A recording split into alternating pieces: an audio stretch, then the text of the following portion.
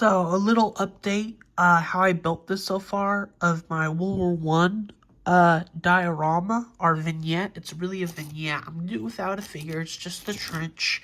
And I'm gonna do it without the gas, because I don't want to hide all this brand new detail. But yeah, I'm gonna sell this thing on eBay, and make a decent price for it. But, post it on YouTube as well. I might do a slideshow for it, too.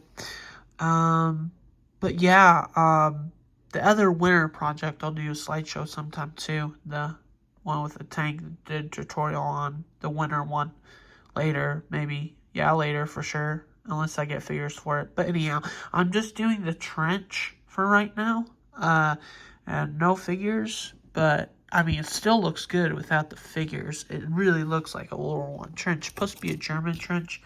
That's why I have that concrete wall. Because the Germans in their trenches had concrete. They were better, well-made than British trenches and American trenches. Later in the war, the British and Americans did. A little later in the war, the British and Americans, especially much later, Americans did upgrade their trenches a bit with more wood, rather than a moggy ditch, I believe. But, yeah, majority of German trenches were better built than the Allied trenches. Because they did concrete. They're better engineers, or it was, I think they were better engineers, or just because they decided to in general. Could have been better engineers, actually. But, yeah, in general, I heard they just did that. I guess they had more time to do it, I think is what I heard. They had more time to do it than the British. I think that's why he started so early. But anyways, it could be better engineers regardless. I mean, the British probably would have done that too, but I'm not 100% sure. But anyways, put it both ways anyway. But regardless, beyond the history thing, my opinion about it, or what I researched, what I still remember, it looks really, really good. This is like a World War I red zone. And, yeah, so like the trench is in a World War I red zone. It's the most active area. If you heard the Race to the Sea, they dig trenches for miles, made trenches for built them too for miles and miles and miles. They call it the Race to the Sea. All across the Western Front, each side started to dig in on the Western Front. They all started to dig in. So, yeah, because the ground was so open. So, yeah. But as you can see, it looks great so far. This is like a late war trench, supposed to be. A late war muddy trench. It's a German trench. There's a concrete wall, and there's some people buried in the trench. Like a heavy artillery barrage happened. That's why there was mud underneath. It's a bit like Flanders. And probably the summer or spring of 1918, because there's a German anti-tank rifle, which wasn't until 1918. World War I German anti-tank rifle, the Gewehr. It was the Gewehr, called the Gewehr something, I forgot which number, the full name, but it was the Gewehr. It's like basically a upgraded standard Gewehr German rifle, made an anti-tank rifle, basically. And it is huge. Like, this thing is a monster compared to that's a German standard rifle. And look at the Gewehr, it's massive. But literally, it was a German anti-tank rifle. It had a bigger shell. It could well penetrate Mark IV's frontal armor, because their frontal armor was pretty much basically paper thin. It was really, really thin armor. So yeah, there's the Gewehr. There's some German binoculars, just a little extra detail. And you can see the gas, some of the grass, maybe a flamethrower was right here. A flamethrower, some of the flames hit part of the trench and burnt that area. Because if a flamethrower hits part of the ground or the edge of the trench, it will look burnt, it will look black like soot. And I just added some interesting, like, grease, almost propane not propane, like just some interesting flamethrower, like running down the trench, dripping down the trench. So like, you know, some gasoline or something, whatever propellant was in the flamethrower. I just thought it looked interesting. I thought the Germans used air for their propellant of trenches because French soldiers would write about the experiences of being in front of a flamethrower because they got out on time, or just experiences in general, basically. Or someone wrote it, I believe, or it was just maybe the German engineers described it quite well, but German flamethrowers would like suck air out of the trench, and then flames would come out. So it was like almost like an air propellant flamethrower. Maybe it wasn't, but almost like that, basically, sort of. Basically, if you were in front of that flamethrower and you were in range, if you were like in front of it, before you got flamed, or not before you got flamed, because you wouldn't even live, you would die. Before it launched and you weren't caught by the flamethrower, you would suffocate. Like, you know, it would suck all the air out in front of it and then just shoot flames out. So it'd be suffocating in front of that thing, then the flames would shoot out. If you were in range, you would get burned. I believe it was written somewhere. Like, I saw a documentary about it. But yeah, German flamethrowers were absolutely brutal. They're terrifying. But anyhow, yeah, that's the trench. Better engineers. But anyhow, and there, so I use the mud, I use the Vallejo diorama effects. I need to get some more mud if I'm going to do more dioramas. Anyways, in general, I need to get more mud. But I use some of that for the mud. And then I also used interactive puddles. I did a couple layers of this interactive puddle set. What's the product number? So you can just look for it. It's interactive puddles. I did a few layers of that, and then on top of that, I used this stuff. I used on top of when the interactive puddles is completely dry, I use Vallejo water texture, a couple layers, 1 or 2 layers, or just 1 layer or 2 layers. Don't put too much. Just put, if you're going to make small puddles like this, you only need very little. You don't need much. And be careful, because water texture acrylic comes out fast. But yeah. But yeah, like, I use some of this stuff on top of the interactive puddles. On top of this stuff, once this stuff dries. Like 1 layer or 2. As much as you need. Don't overdo it, less is more. But yeah, and then there's like, you know, a fresh body or something buried in the trench. And then, you know, maybe they dug those out of the deep ground, because that's what sometimes are common were in trenches, was buried bodies, because of the artillery barrages. Artillery barrages were so bad that it buried alive almost everything, and just sheer destruction. They used like piles and piles of shells during World War I. One of the tactics. They shelled them to keep them calm, basically. But the trenches were very usable, because eventually they dug out dugouts and underground bunkers and stuff. Especially at the Battle of the Somme. The British, on the Somme offensive, the British shelled all the German positions only. And the Germans came out unscathed because they had those underground bunkers and dugouts. 1916 Battle of the Somme, which protected the Germans very well. They were all in dugouts, not in the trenches, because if they got into the trenches, into the barrage, they would be destroyed. They would be blown up, blown to bits. So, Yeah, so they came out unscathed and just slaughtered the British. Not only that, a lot of the British shells were duds as well. Not all of them blew up. Some of them were duds because they did try and destroy the barbed wire.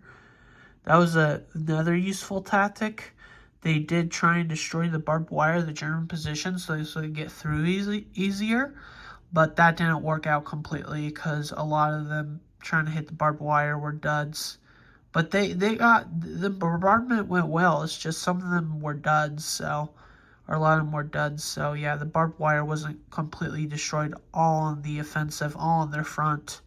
One of the sectors, there are probably multiple sectors on sectors of trenches, but the majority of it, all the barbed wire is blown up. So it was harder in other sectors. That's why the Battle of Somme was so bloody, because the plan basically failed. Not completely. The Western Front went on, but it was just a massacre. It was a bloodbath. World War I was usually a bloodbath or scorched earth. But yeah, it looks good so far. World War II was worse, actually, than World War I. World War I was actually really, really bad for the wrong. World War I was basically kind of pointless. But World War II, of course, there was a point. Although there was more lives died at World War II, cost more lives at World War II than World War I, which was pretty even more bloodier. But the warfare was different. It was more modernized than World War I. World War I, remember, was just the dawn of modern technology. It was the dawn of it. So that's why it was different a little bit. They had tanks later in the war because they had tanks, the first use of chemical weapons, airplanes, trenches. That's late war. They had all that. Then before that, they had trenches, just tunnelers, just new ways. Eventually turned into modern technology. But yeah, like I said, it was a dawn of modern technology. So yeah, I mean, this trench looks really, really good. You can definitely tell it's like the most active sector of a World War I red zone, they call it. World War I red zones are basically zones so bad, they're so gassed and shelled, just that area from the scars of World War I. You can't live there. The ground is poisoned by chemical warfare. Not only that, there's in some areas, there's a bunch of duds. And if you make the wrong step, the duds blow up. To this day, even one incident happened, I read, it was a long time ago, that believe it or not, in one of the Verdun parks, you can actually go you can go to the battlefields of Verdun, kind of like Gettysburg, but some areas you can't go, and you have to stay on the trail.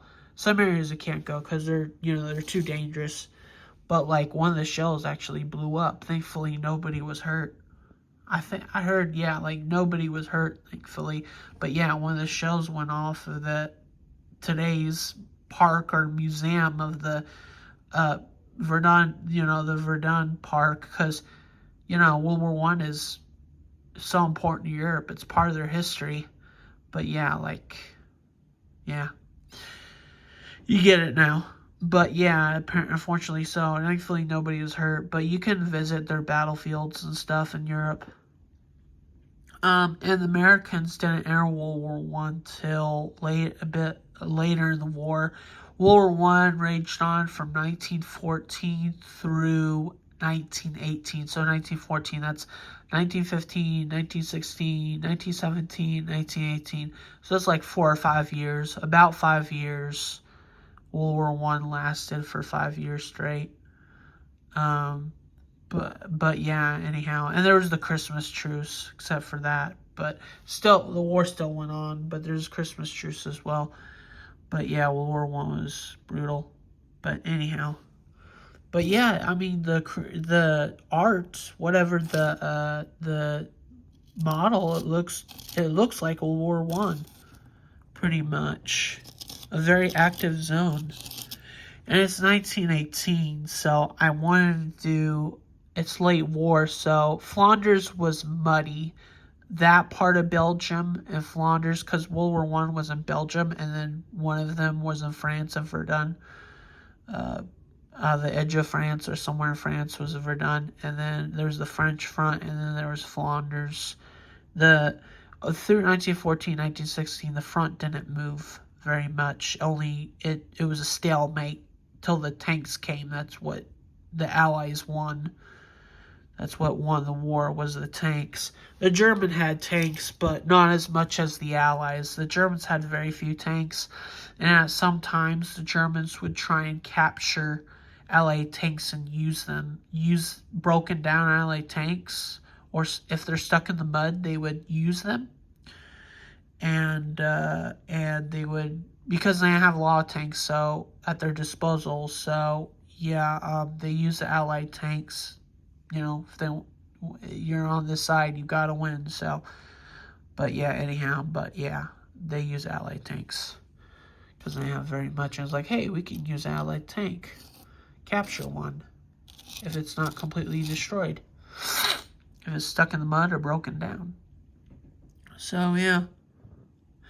And tanks weren't very reliable, but the Allies had so much of them.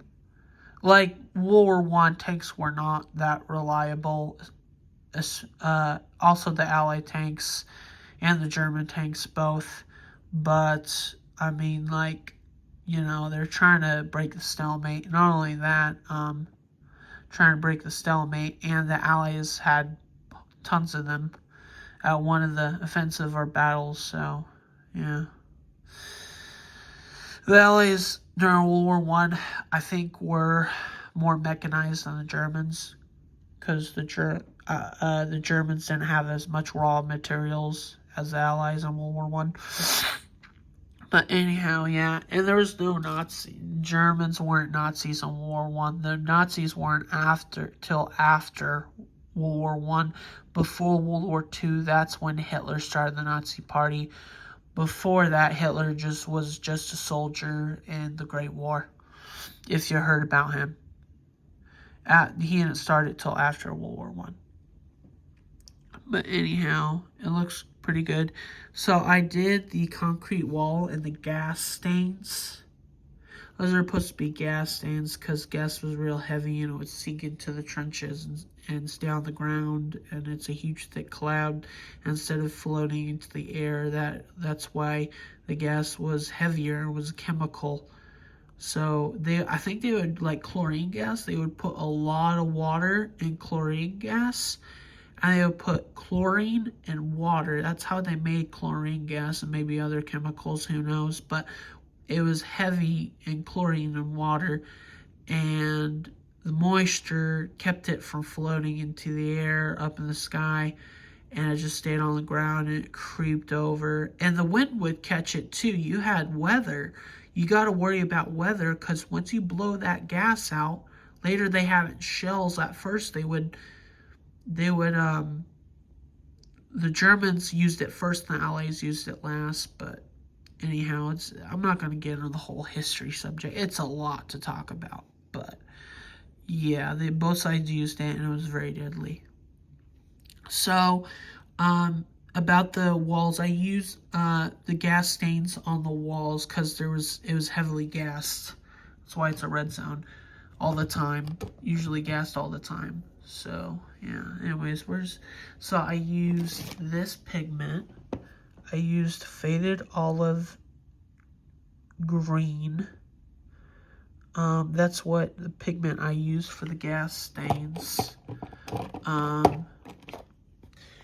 I also use I use primer red too. I use this pigment, and if you want, you could add water, just a little bit. But I use that pigment for the gas stains. I add a little water to it. And what else did I use? I used like this red pigment. That's like red primer pigment or something. Red oxide. It's by Vallejo Pigments. It's red oxide pigment. I don't have it right now. And then I use faded olive green pigment as well as gas stains. And you can add a little water. Just don't add too much. But don't add too much pigment. Just get it right where it's enough. But yeah, it looks really good. In the concrete, I did use like paints and washes for that. Like a gray paint or a gray wash to make it more like concrete or rock. So yeah, which is interesting. It's supposed to be concrete, like the Germans built it. But it doesn't look completely smooth, but it is what it is. Because the Germans in their concrete trenches did smooth out their trenches. Their concrete, you know, they built it well, but still looks cool. So I used pigments and paints and washes for the wall, concrete wall of the trench, and then Vallejo mud, and then Vallejo water texture in the interactive puddles, as you saw before, as I explained beforehand. And then I used black soot Vallejo pigment for the, just the pigment for the burnt scorched earth, and a little bit on the sandbags, just a little. And then for those drips right there, I used black soot pigment with, there it is, carbon black, smoke black pigment with some, and they mix pretty well, very well. There was nothing wrong with mixing the two. And this, secondly, shafts and bearings grease. So I used some of that as, like, you know, some flamethrower repellent or something like that, dripping down or something like that, mixed with the mud maybe. Shaft and bearing grease by AK Interactive. It's kind of like for aircraft or tanks. It's like it's for tanks or aircraft. As you can see. As you can see, it's like that kind of. You can thicken it like that. And it came out pretty good. Not bad. Yeah. And then there's a axe. Maybe they cut some firewood or something. Rebuilt the trenches, just built a fire, trying to keep it warm. It's cold, wet, and rainy, or winter, from winter, or something like that when it snowed over. And then there's the rifle as well. I painted. I do a strap on it. We'll see. Scotch built strap later. We'll see. And just some extra details, some shells from the 1918 Gewehr. German Gewehr anti-tank rifle. Correct me if I'm wrong if it's not called a Gewehr, but I thought it was Gewehr something. Not the Gewehr 98 or Gewehr 99 or Gewehr 98. I mean, that's this rifle, but yeah. I forgot what it's called. But anyhow, don't know the full name. But anyhow, there's some rags. Maybe someone was wounded or got a cut on their hand or something, so they used rag to wipe it off. Just mud, blood, and filth. And a grenade and some, like, looks like some shells, bullets, and a pistol. Looks like I need to repaint those shells, but a Luger pistol, or Gewehr pistol, Luger pistol, and a grenade. So, kind of interesting detail. So yeah. And I got and the barbed wire did too. I didn't scratch build it. I used from a barbed wire kit from Edard. It's called Edard or something like that, or Edard. I used their barbed wire set, their barbed wire kit or set. So you can paint the barbed wire and pull it apart, stuff, and build it. And then the trench, basically the barbed wire planks that hold up the barbed wire, or the rubbled planks, were made from plywood, scratch plywood. And then, like, the gravel was made by the gravel I did, different pigments, different washes, and all that. Majority of it, I think, were pigments. I did some fake grass, static grass. It was actually, like, yeah, it was grass. I used this grass, this stuff. Citadel by Warhammer, 40K. Use any grass, but this is the best stuff. Like, grass like this, it's really, really good. And latest grass, besides Woodland Scenics grass, is not as good as this stuff. This one's better. Woodland Scenics, the grass. That grass right there. But anyhow, it just looks really good. Rifles I painted too, and binoculars with gunmetal pigment and a little silver paint to make it look worn a bit. And I'm painting this German helmet. I'm working on him so far. It's a helmet I had in my spare. I do need to get more German helmets. I need to pick those up, more German helmets, because I'm completely out of World War I German helmets. And the World War I German helmets look different from the World War II German helmets.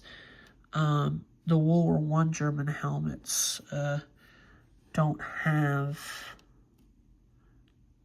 The World War II German helmets don't have that big bolt, that big thing in the middle. It's tiny, but you can see it. It's supposed to be a big bolt like on the real German World War I German helmet, but it's like this tiny little peg. The World War II German helmets don't have that peg as big. The German helmets have that big screw bolt. And World War I ones have that in there. The World War II German helmets don't. They have like a little tiny bolt, sort of. I'll show you, because I got a World War II German helmet. I'll show you the difference. See? This is a World War II German helmet, because you can see by the air hole. This is a World War II German helmet. If it was a World War I German helmet, it really wouldn't have an air hole. It would it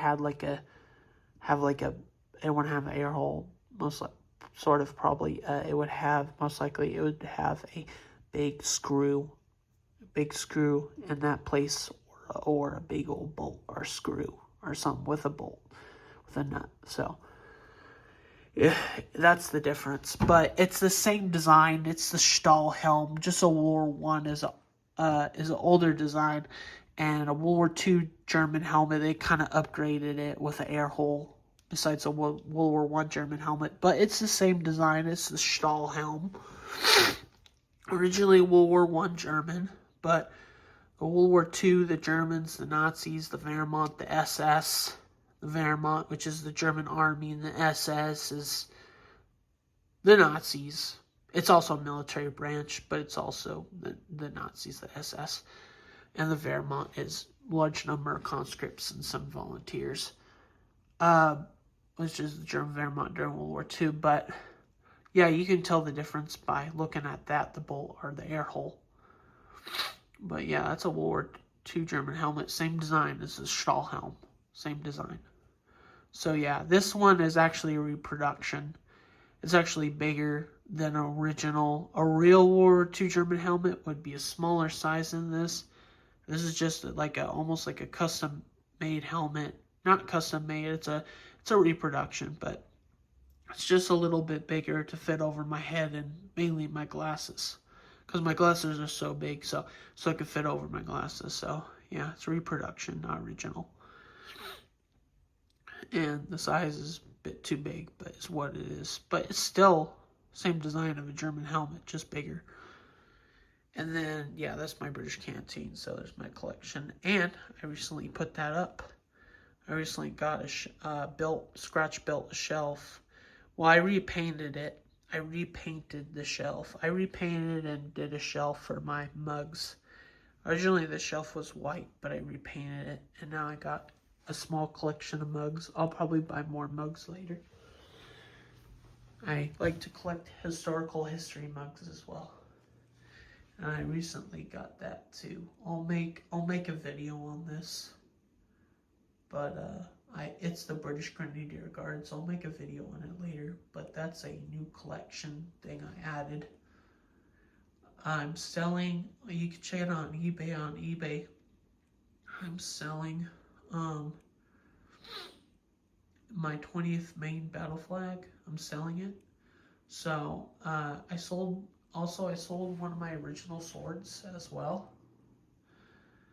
And I'm keeping that one for sure. But I sold one of those, and then I bought this. It's from the Gulf War, I believe. It's 1991. It's supposed to be from the Gulf War. That's a British Grenadier Regimental flag. And they had this flag in the Napoleonic Wars as well. All the battles listed on it too. Pretty cool. I'll talk about it more in another video on the British Grenadiers Guard flag. But anyhow, as you can see, there's the helmet. German helmet. I'm trying to get in focus.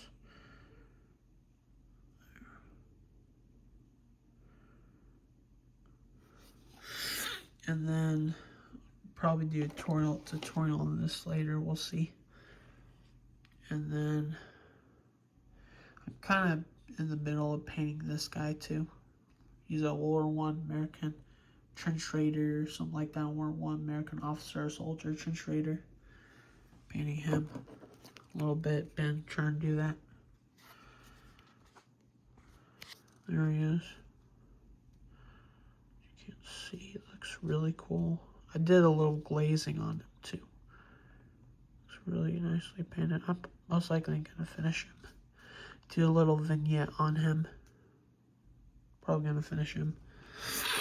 World War I American soldier. Pretty cool. Do highlights and shades too. Maybe even a glaze, we'll see. I did a little bit of glaze on him, a couple layers. Yeah, and yeah, more projects coming soon. I'll reveal that one, talk about that one later. But right now I'm working on this project, World War I project. It looks pretty good. And working on this German helmet. And I'm working on this one as well. I was going to add a German machine gun as well. Submachine gun. World War I German submachine gun. It's not the MP40. MP40 was World War II, which MP stands for machine pistol 40. That's why it's called the MP40 machine pistol 40. But this is not that. This is a World War I submachine gun. One of the first submachine guns, actually. The Germans used it in 1918, very late in the war, in World War I. So painting that so far, not much detail on that yet, but I painted some of this one, as you can see, as I showed you. It's pretty neat. Yeah, it's a battle damaged shot helmet, got shot by a sniper or something like that. So yeah, still working on this. So that's about it. This is Panzerite89 signing off. This is a little look on what I've been doing, what I've been buying, and really what I've done so far to this trench. So more projects coming soon. I hope you guys enjoyed, and I'll see you guys next one. Bye guys, and bye-bye.